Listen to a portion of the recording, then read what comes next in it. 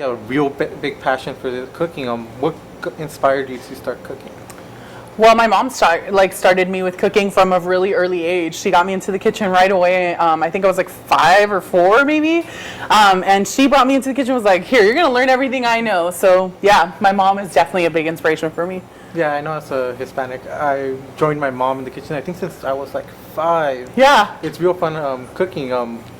How do you, come up with all this new stuff and make, I guess, Hispanic cooking a little bit better?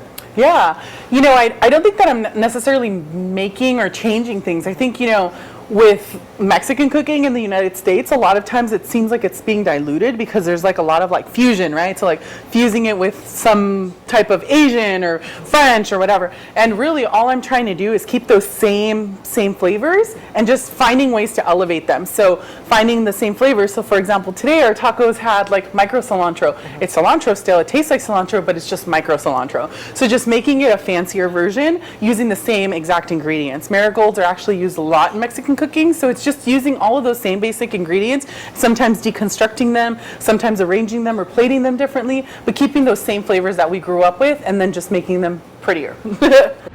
I didn't even know that you were going to be doing this little custard with it. And I figured it would just be a perfect little addition just to make it all nice and sweet and come together. Well, it's not finger food. This is like fist food. Like I just want to like double fist them. Just muy delicioso. Yeah. Necesito uno más, por favor. I'll dance with you, Chef.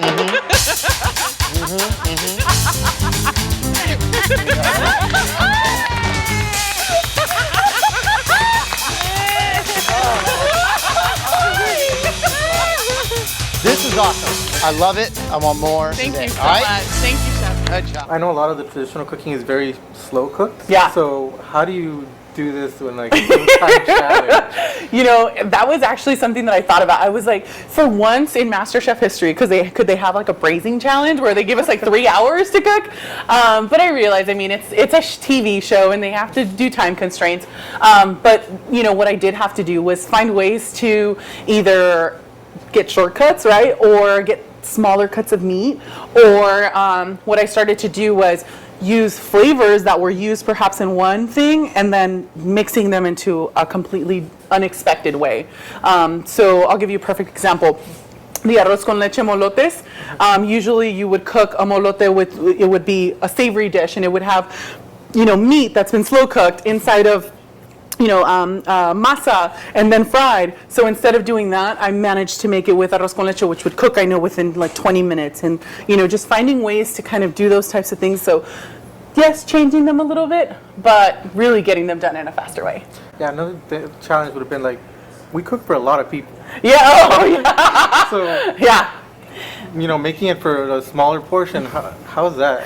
Yeah, that was definitely, I think, what I struggled with the most right out the gate whenever I first got into the MasterChef kitchen was, how do you, I cook for 7, 10 people sometimes, and so yeah, how do you just make one dish? And I think that with some recipes, it's easier than others. If you're making a big, batch of rice, for example, you can't just make one serving. So some of them, I think there was definitely like areas where I could have maybe condensed it down, but because I know the flavors in certain portions, probably not feasible. Claudia, tomato, what's the dish? I am making my take on a Napoleon, but in a savory version. These are flour tortillas that I've fried that are going to be my layers for my Napoleon. And then I have some roasted tomato and crispy tomato skins over there. Wow. Last night, I dreamt tomatoes, and it was this dish, Chef. And you said that it was beautiful. Was I in the dream? Yes, you were. Right. What was I wearing in the dream? Not what you're wearing today, Chef. Just tell me. You were wearing jeans, which are my favorite. Okay, right. I have the biggest crush on you, Chef. Come on, seriously? I totally do. And the winner is Claudia. Come here. Oh, amazing. Congratulations. I'm way too old for you, by the way. I like your jeans.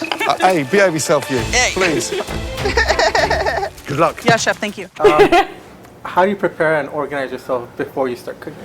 You know, I think that that's one of the most important things in the kitchen is organizing yourself. So what I usually try to do is make sure that everything is in its place. Everything that needs to be sliced is already sliced, so that whenever I am ready to cook, it's just a matter of throwing things in so that I don't have to stop, you know, cook or break a garlic, mince the garlic while my meat is overcooking. So that's how you're actually able to manage your time. And if you do that work up front, at the end, it just all falls together seamlessly.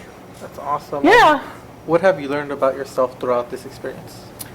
Wow, that's a really deep question. I think that what I've learned for myself is how much patience I have.